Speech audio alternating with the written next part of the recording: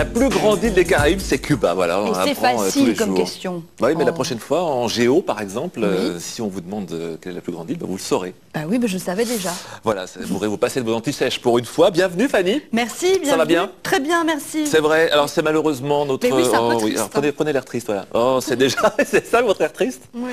Bon, c'est déjà notre dernière étape de la semaine à Marrakech. Et dommage. comme à chaque fois, c'est à la faveur d'un reportage nocturne que nous essaierons d'en savoir plus. Une nuit particulière, d'ailleurs, tournée en fin d'année 2002 en période de Ramadan. Oui, pour les 800 000 musulmans de Marrakech, les nuits du Ramadan marquent la libération du corps et de l'esprit, cela jusqu'à l'aube. Alors, la rupture du jeûne est un moment important qu'il convient de partager en famille. Pendant ce temps-là, les touristes assistent à une fantasia organisée en leur honneur, coup de fusil et danse du ventre au programme. C'est vrai que ça promet d'être un moment très fort, la Fantasia, on en a déjà un tout petit peu parlé.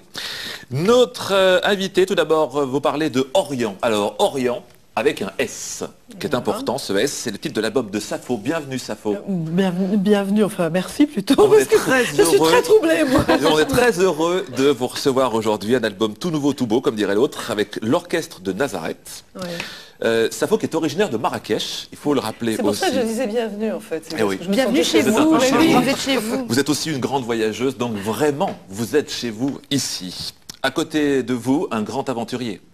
Waouh. Ouais.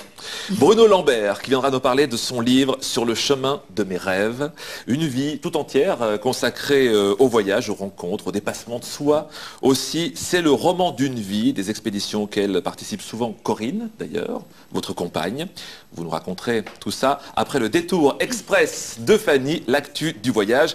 Et on repart pour Vulcania, saison 2, c'est reparti. Oui, et d'emblée, souhaitons au parc le succès de l'année dernière. Alors, les météorites seront à l'honneur avec une très belle exposition, les météorites messagères célestes. Ces véritables archives issues du début du système solaire livreront tous leurs secrets et ils sont nombreux. Le prix d'accès au parc est de 15 €, 10 € pour les jeunes.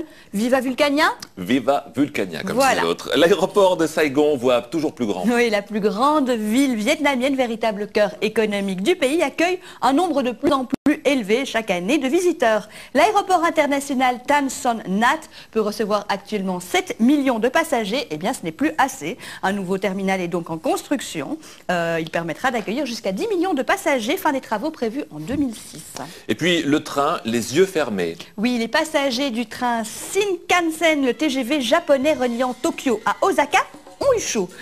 Puisqu'il y a peu, le conducteur âgé de 33 ans s'est simplement endormi. Alors le train roulait à du 270 km/h et transportait 800 passagers.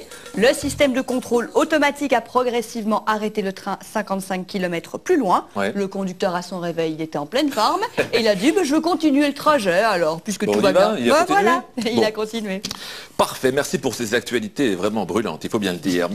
Donc on va souhaiter la Et je vais mélanger vos fiches, vous êtes méchants On va avec moi. souhaiter la bienvenue à Bruno Lambert avec son livre donc Sur le chemin de mes rêves. C'est aux éditions de l'Envol, joli nom d'ailleurs pour l'éditeur. Explorateur des temps modernes, aventurier des terres lointaines. La facilité, ça vous ennuie. Votre truc, c'est plutôt les milieux hostiles, extrêmes, jungle, désert, banquise et haute montagne. Vous vous reconnaissez dans ce portrait express? Tout à fait. Hein, c'est En bien fait, vous. c'est pas la recherche de l'extrême pour l'extrême, c'est aussi la recherche des grands espaces sauvages, avant toute chose, quoi. Et c'est vrai que très souvent, les espaces sauvages sont extrêmes et on ne se contente pas de les visiter sur 15 ou 20 jours. Généralement, on fait des missions très longues, quoi. Mais honnêtement, le dépassement de soi, c'est une vocation chez vous. Bah, c'est devenu une habitude. Je ne sais pas Ouais. si c'est une vocation à la base, mais c'est vraiment devenu une habitude. Et c'est vrai que c'est une Ça vous habitude a pris que très j'ai tôt?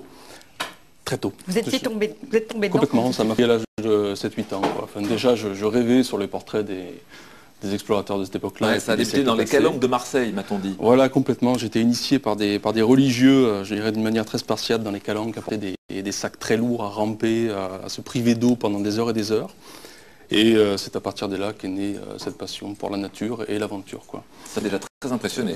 Je le vois à son Oui, regard. parce que rester, moi jamais je ne pourrais. Mais en tout cas, je veux dire, j'admire. C'était qu'un début.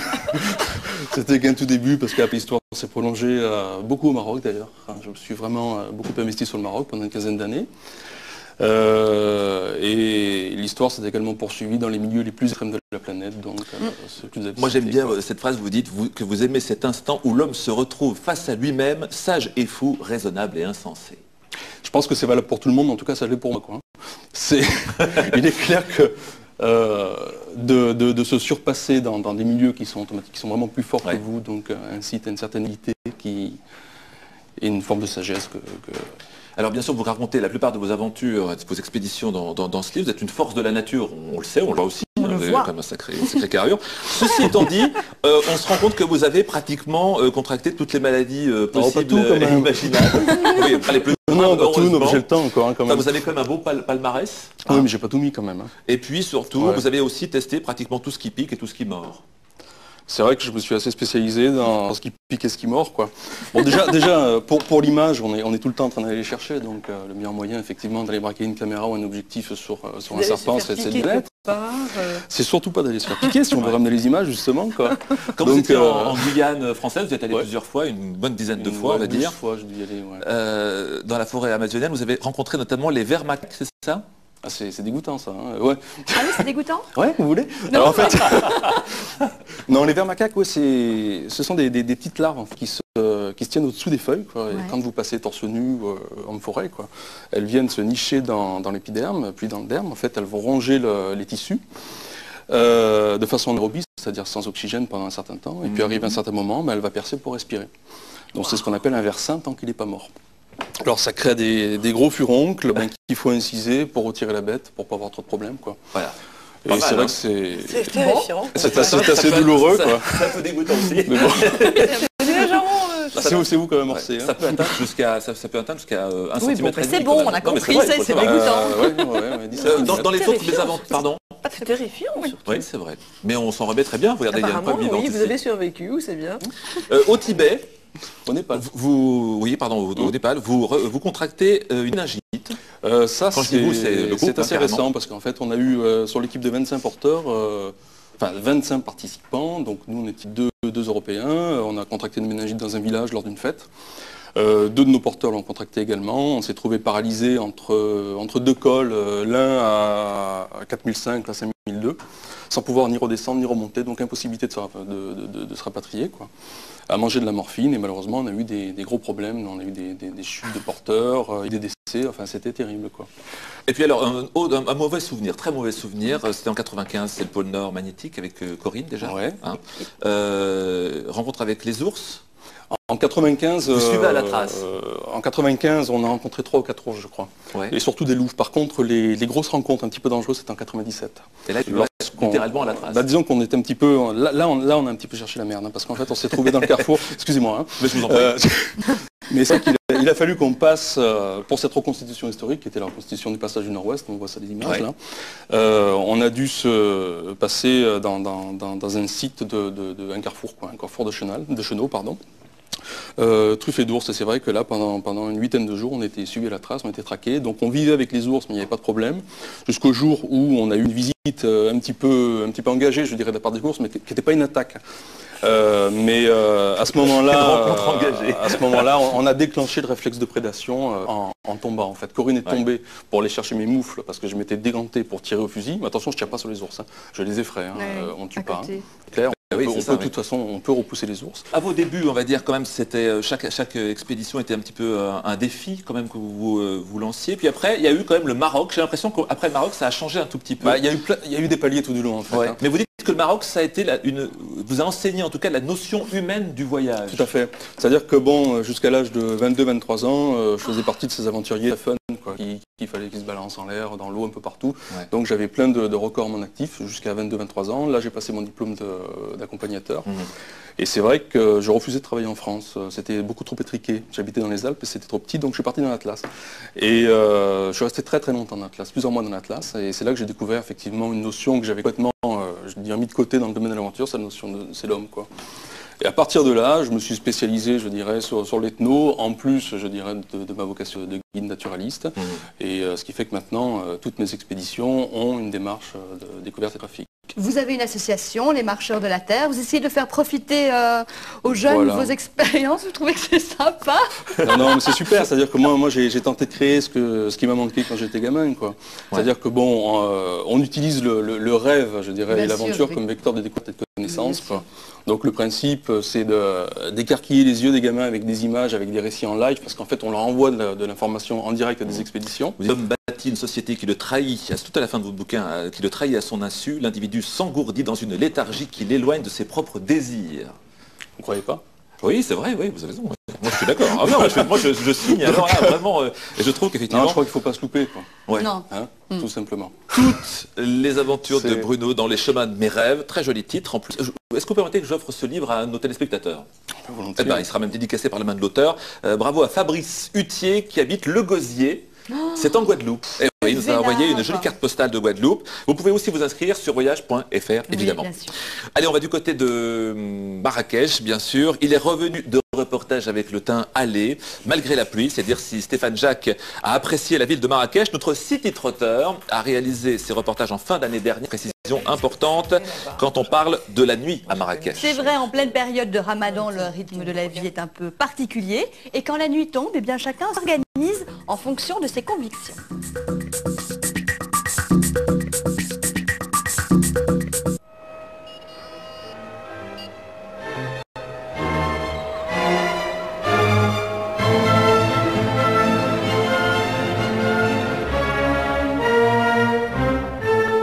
La libération.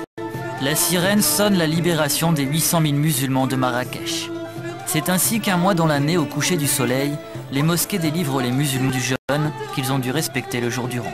Chacun se retrouve chez soi pour la prière du soir. Marrakech s'éveille alors pour une nuit de Ramadan. Chaque année, le Ramadan recule de 13 jours. On commence le jeûne de 6 h du matin jusqu'à 6 h moins 10 ou 6 h moins un quart du soir. Et quand on entend l'appel à la prière, à ce moment-là, on doit manger. Voilà. On prépare une soupe, ça s'appelle l'arira en marocain, et un gâteau sucré, ça s'appelle chebekia. Calculé en fonction des cycles de la lune, le Ramadan modifie la marée du quotidien. Ce n'est qu'une fois la rupture du jeûne consommé en famille que la place Djema El Fna se fait. L'animation d'ordinaire diurne se fait nocturne et les Marrakechis rejoignent alors les voyageurs étrangers pour ouvrir les festivités d'une nuit de Ramadan.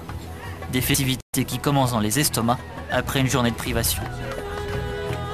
J'ai mon restaurant sur la place depuis 40 ans. À chaque Ramadan, notre quotidien change. Les Marocains viennent fêter ici la rupture du jeûne tard le soir et après avoir prié en famille, ils se mélangent aux touristes qui viennent là pour dîner pas cher.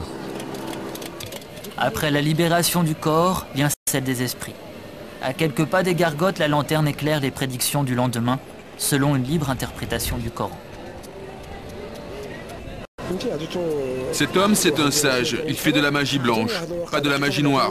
Il connaît les 60 chapitres et les 2600 versets du Coran. On lui donne un papier et il établit une sorte d'horoscope. Là, par exemple, il vient de me donner un conseil qui répond à mes soucis. Faire le Ramadan. Cette expression, certains racontent qu'en français, nous l'aurions traduit par faire du Ramadan. Nous nous réunissons ici sur la place pour fêter la rupture du jeûne. La musique nous permet de nous libérer après les privations de la journée. Et puis les Marocains aiment bien écouter les chants populaires, surtout ceux qui ont pour thème leur quotidien. Mais à l'extérieur de Marrakech, c'est un autre son de trompette qui se joue. Chez Ali, dans un palais qui aimerait compter autant d'étoiles que les 1001, le spectacle continue, Ramadan ou pas. Ici, chaque soir, les étrangers peuvent assister à la reconstitution d'une fantasia. On essaie de faire représenter toutes les troupes des régions du pays avec un beau spectacle de fantasia, de voltigeurs et un joli numéro de danseuses du ventre.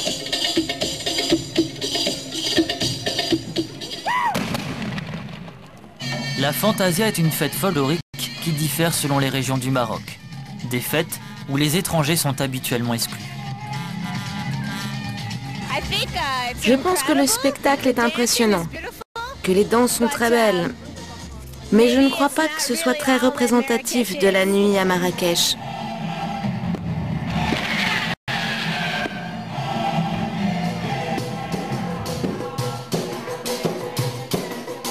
Retour au charme du mystère, retour au mystère d'une nuit de Ramadan. Pour prolonger cette nuit où tout est permis, les festivités s'étirent jusqu'à l'aurore. Dans les riads, le chant des femmes plonge les esprits dans une lente transe. Nous chantons souvent ensemble le soir. Pendant les nuits de Ramadan, ces chants prennent plus d'ampleur. Ils sont comme une invocation envoyée à Dieu. Ils sont surtout comme un cri de liberté avant les privations du lendemain. Il arrive même que certaines femmes tombent en transe.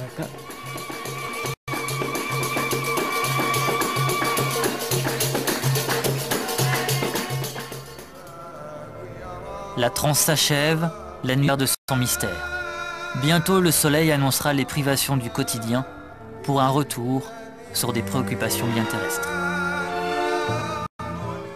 Et ça faut regarder ce reportage avec beaucoup d'émotion. Alors attendez, laissez-moi deviner, vous seriez plutôt chant dans les riades avec les femmes ou plutôt cette belle fantasia très authentique qu'on a aperçue? Ni l'un ni l'autre. Non, quand je vais à Marrakech, je reste plutôt chez moi. Tranquillement. Oui, ou bien non, j'irai dans d'autres lieux sans doute. Ça fait combien de temps que vous n'y êtes pas retourné? Oh, là, ça fait quelques mois et ça me manque énormément parce que j'ai une maison là-bas, j'y vais aussi souvent que je peux, mais quand je travaille comme ça, là, je ne peux pas. Alors, je ne sais pas pourquoi, je l'ai sélectionné spécialement pour aujourd'hui. Un dernier message que Stéphane a joint à son reportage, évidemment, pour rendre hommage à celle qu'il a accompagnée pendant toute la durée de son séjour, sa guide. À mon arrivée à Marrakech, j'ai appris que mon interprète serait une femme. Elle s'appelle Rabia. Et je ne vous cache pas que j'ai été, comme on dit ici, un chouïa déçu. En fait, tout simplement, j'espérais un homme pour l'unique raison que le pays est extrêmement machiste, extrêmement masculin.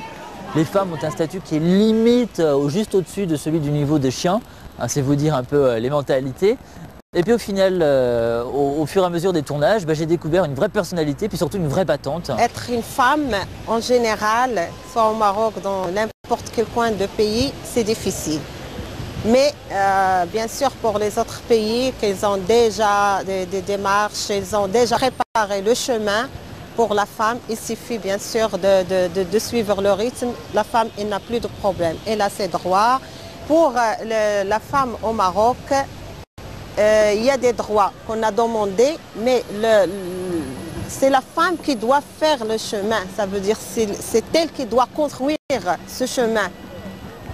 À partir, c'est comme construire une maison, ça veut dire c'est elle qui doit faire l'effort, construire par ses propres mains pour y arriver. Alors, je pense que cette femme est pleine de bon sens et qu'il ne faut pas demander la parole, il faut la prendre. Elle a raison. Et d'autre part, je pense que quand même le commentaire du jeune homme est légèrement excessif, voire insultant. Alors j'ai compris pourquoi il a dit ça, en fait, parce qu'il reprend les termes d'une Française installée depuis peu, qu'on a vu dans un reportage consacré à une Française à Marrakech, qui cite effectivement cette phrase qui moi aussi m'a un petit peu choqué. Je trouve que c'est faux. Que la femme est tout juste au niveau au-dessus du chien. Je tiens à dire que c'est faux. Je tiens à dire que des femmes sont chefs d'entreprise, les femmes font ce qu'elles veulent, si elles le veulent. Il y a une pression sociale dans certains pays, dans certaines classes sociales où effectivement la fille est attachée à la famille, etc. Mais si elle le désire, et dans la ville, les femmes font ce qu'elles veulent, elles sont en maillot de bain, elles sont elles font absolument ce qu'elles veulent, si elles le veulent. Et bien, il fallait que ce soit dit, et ça a été plutôt bien dit. Merci, Safo. Tout de suite, un moment important de l'émission, c'est le retour de Benoît Mélin, le John Travolta marocain. C'est moi, le John Travolta, c'est moi. Bonjour. Regardez de votre côté. Parce qu'habituellement, vous dansez, c'est vrai. Oui, c'est moi. Oh, écoutez cette belle musique. Une petite danse. Salam alaikum. Écoutez cette belle musique. Sympa, non? Vous connaissez? Bien sûr. C'est Safo. C'est Safo, c'est extrait de Orient avec un S. On en parle dans un instant. Alors, vous allez, Benoît, aujourd'hui nous parler d'un... C'est vrai qu'il est balèze. Il est balèze, ouais. Il est plus costaud que vous, hein. Et moi, je trouve pas qu'il soit si balèze. Non, les épaules vous en remettez un peu. Resserrez-lui la main, vous m'en direz des nouvelles. Et souvent, les crocodiles n'arrivaient pas à lui prendre le cou. Benoît, vous êtes en train de perdre du temps. Un temps précieux pour Mon Dieu, vous, bien sûr. Un progrès, quand même, depuis quelques années, les fameuses brigades touristiques à Marrakech. Bon, on vous explique. C'est très simple. Il est vrai que le harcèlement des touristes, à un moment, ça faisait rigoler. C'était très folklorique. Donc, c'est-à-dire que vous sortiez de votre hôtel, vous aviez une grappe de jeunes qui venaient vous happer, vous ne pouviez pas traverser la plage Jemaa el-Fna. Enfin, bon, à un moment, ça a vraiment énervé les touristes. Et c'est vrai qu'à Marrakech, on disait que les touristes étaient la ville où on ne revenait pas. Donc là, ça ne faisait plus du tout rigoler, parce que les touristes, ils en ont besoin. Donc, ils ont mis en place une brigade touristique. Alors, on a envie de dire que c'est bien de sensibiliser la population à cette brigade touristique, mais c'est peut-être un petit peu trop d'ailleurs, Parce que maintenant, si jamais vous voulez vous balader avec un ami marocain dans les rues de Marrakech, eh bien il faut demander une autorisation. Et une autorisation, elle ne s'obtient pas comme ça. Vous allez passer un petit interrogatoire, gentil, attention. Il va falloir donner une photocopie du passeport, il va falloir votre tampon d'entrée dans le pays. Enfin, c'est quand même un petit peu trop. D'accord pour qu'il n'y ait pas un harcèlement permanent, parce que c'est vrai que c'est un petit peu... Mais gare aux excentrels. Voilà. Mais ça, c'est de la théorie ou en pratique vraiment? Ah non, non, c'est vrai. C'est vrai que ça peut être lourd. Ouais. Ouais, C'est pour ça que maintenant ils font très attention. Mais un enfant qui vous accompagne dans le souk, à un moment ou à un autre, si jamais il voit un policier, il va s'enfuir. Parce qu'automatiquement, il pourrait se faire tabasser. D'accord. Bon, très bien. Non, mais des petits coups, des petits coups. Non, mais il faut tout le temps mettre un bémol. Non, mais c'est vrai. Non, mais parce que moi, si je tabasse, ça fait pas mal. En revanche, j'en connais un autre, il balance les gens par les fenêtres. J'ai mal à la tête. Je sens que cette émission est sur un équilibre fragile. Oui, c'est à fond, c'est la musique, c'est dingue. Alors revenons un petit peu, prenons de l'air. Le ski, il y a moyen d'aller faire du ski? Eh oui, Pas c'est trop loin. ça qui est génial à Marrakech. Parce que vous pouvez skier dans la poudreuse. Alors, Sidi Goury dit toujours la peuf. C'est le Savoyard qui parle, le Haut-Savoyard. Dans le Haut-Atlas, c'est de mi-décembre à mi-avril. Alors là, à 74 km de Marrakech, regardez les images, à Louk Maïden, c'est la station la plus haute d'Afrique, de 2600 à 3260 mètres. 1, 2, 3. Ne me reprenez pas comme ça en public, hein, s'il vous plaît. Alors, il y a un domaine skiable de 300 hectares avec des pistes, tout niveau, remontée mécanique. Et puis, vous voyez, pour les skiants de là-bas, tout se passe bien. Comment on dit alors? Luca Meden. Ils me reprennent en public, j'aime pas ça, j'aime pas ça. Mais comme ça, les gens le savent, ils l'apprennent. Luca, on dit. On dit Luca. Luca. Donc on peut skier. Lucas, sympa. Luca. Tout près de Marrakech. C'est vrai que je connais pas parce que je suis niveau chasse-neige. Il en est à sa première étoile. Il en est à sa première étoile. Et puis alors dans les flops, alors là je pense que Safo ne va pas être d'accord. Dans les flops, donc dans les choses que vous n'appréciez guère, vous avez classé le Café de France. Alors le Café de France, le Café de France, c'est culte, c'est un endroit où il faut aller. Ah, très bien. On aime ou on déteste. Oui. Hein. Alors moi, ce n'est pas que je déteste l'endroit, je l'abhorre. Vraiment, c'est sur la place Jemaa el Fna. C'est plein de touristes. Et quand je dis plein, je suis gentil, je minimise. Bien sûr, les prix suivent parce que il y a des touristes et la cuisine en plus quelconque. La direction admet des faux guides dans l'établissement qui ne vous lâchent pas, alors que normalement ils devraient leur interdire l'entrée. Bien sûr, il y a la vue sur les terrasses où on voit la place. D'accord, ça c'est beau. Mais c'est pas Marrakech, le Café de France. On oublie. Moi, je préfère aller dans les petites gargotes qu'il y a à côté, qui sont complètement comme ça discrètes. Là, On vous a compris. c'est les Benoît, alors un point de vue. je suis énervé là. Un point de vue à propos du Café de France. Ah, vous avez vu ça? Et maintenant la parole à Safo. Non, je voudrais juste La défense. dire la défense. Non, je pense que le Café France, il faut l'utiliser comme on doit, c'est-à-dire, il faut juste aller boire un thé au coucher du soleil, tout rougi, etc. Pour la vue. Évidemment, il ne faut pas aller manger au Café de France. Il faut être fou pour aller manger au Café de France. Faut être Allez, j'en prends une couche. Moi, j'y vais. Salut. Non, mais non. Non mais c'est vrai, on a bien noté. Voilà, moi, c'est un conseil que je note, ça, y aller en fin de journée boire un petit thé. Ça, c'est pas mal. C'est bien, elle est plus diplomate que moi. Ah, heureusement qu'aujourd'hui on a Safo quand même, hein, Benoît. Pourquoi Faut bien vous le dire, parce que sinon qu'est-ce qu'on va faire de vous? Je sais pas moi. Safo avec son album On redevient sérieux. Safo avec son album qui est très beau, moi je tiens à le dire. Orient avec un S. Paroles et musique de Safo, s'il vous plaît. Je vous ai présenté comme une grande voyageuse. Dans votre album, il y a de très belles chansons françaises avec l'orchestre de Nazareth. Ambiance orientale et puis son électro. Ça donne un album très harmonieux. Ben, un exemple, écoutez.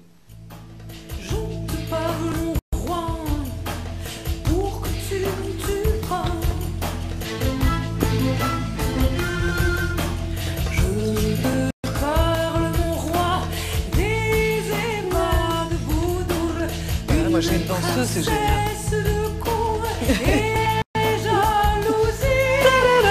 Moi, c'est une chanson que j'aime bien, c'est Sherazade. Hein. C'est la toute première chanson de l'album. C'est beau.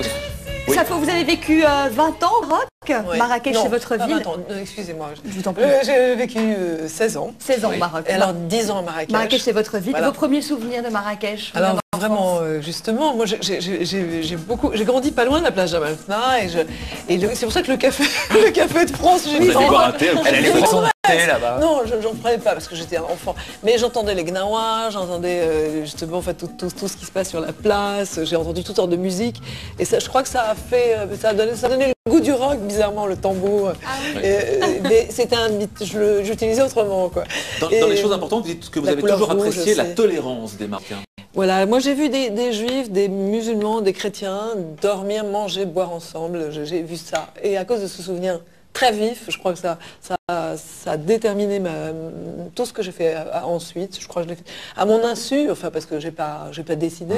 À mon insu, il s'est passé des choses comme ça, où j'ai mélangé des musiques, où j'ai toujours fait des sons comme ça, où j'ai Occident et Orient, où par exemple cet orchestre de Nazareth, il s'est trouvé que, mais dans l'après-coup, qu'il est composé de juifs, de musulmans chrétiens, qui jouent ensemble depuis 7 ans, quelles que soient les circonstances, et qui font la musique ensemble et qui n'attendent pas qu'on les autorise à faire la paix, ils jouent ensemble. Je suis très très fière de les avoir avec moi et d'avoir fait une tournée avec eux. C'est pour ça que c'est Orient avec un S? Voilà, entre autres, oui, parce que... mais bon, il est très bon, Travolta. Alors, c'est parce que c'est le Moyen-Orient, d'une part, mais aussi le flamenco, ce qui est mort, l'andalouse, etc. Tout ça qui traverse le disque. Voilà. C'est un pays ou c'est une ville, en tout cas, qui vous inspire, artistiquement parlant? Ah oui, très fort. Alors, je crois qu'aussi, quand je vais là-bas, quand je vais écrire, je suis à la bonne distance. On est dans une... Je vais vous dire la différence entre Riyad et Dar. Ah oui. Alors, parce que tout le monde dit Riyad, c'est un abus de langage. Le Riyad, c'est une maison qui a un patio où il y a un jardin. Moi, je suis dans un Dar parce que j'ai un patio, j'ai une fontaine, des plantes, mais pas de jardin. Alors, mais j'aime beaucoup mon Dar parce qu'il est très ancien, etc. Enfin, ma maison, donc c'est une maison. Et c'est là que vous travaillez. Et c'est là qu'avec ce temps très différent, avec la bonne distance, avec le contraire de cette agitation, par exemple, on peut arriver à écrire d'autres choses, des choses un peu lointaines. Comme ça. La musique de votre album me manque déjà. Est-ce qu'on peut écouter un autre extrait de Orient, par exemple? Oui. Alors là, c'est Cuba. Tout à l'heure, vous parliez de Cuba. Ah oui. Ça, j'adore. C'est une chanson cubaine, mais que j'ai orientalisée. Dos Tardeñas. On l'écoute un petit peu quand même.